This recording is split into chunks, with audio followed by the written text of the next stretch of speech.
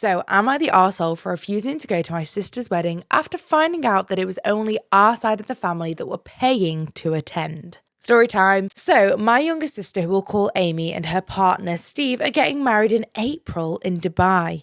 She has always wanted an extravagant wedding and is going all out on this day. The wedding is happening over 4 days. There's over 70 guests, but they want us, me, my husband, and parents to stay in the same hotel with them, along with her bridesmaids, which I am the maid of honour and he is the groomsman. So with flights, this is costing us just over £2,900 each. Steve's family are also staying in the hotel, which includes his parents, 2 brothers and his nephew. They are all super well off.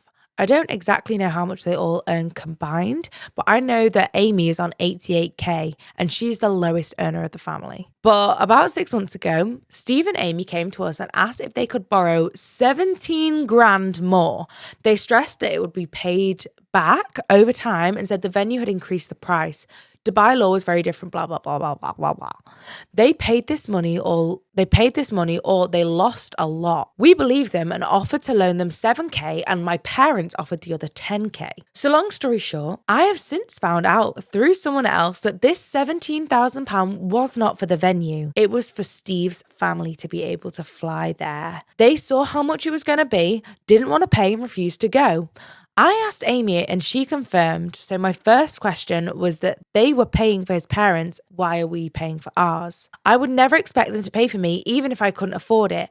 I'd have wished them well and stayed at home. And her answer was because they can afford it. She got very, very defensive and said that this was the fairest way that they could think to do it.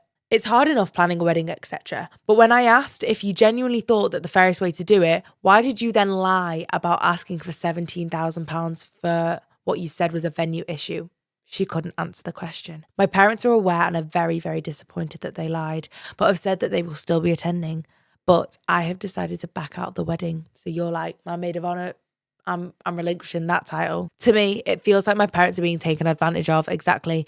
And if they can't afford to pay for both our and Steve's parents and his brother and nephew, then they shouldn't have just paid for 4 parents, or they should have just paid for the 4 parents and no one at all. And they especially shouldn't have lied to us. Steve and Amy keep calling and asking me to attend, saying I'm making them feel bad and I'm ruining their day, but this whole thing just feels icky to me. I'm genuinely an open book, so be brutal.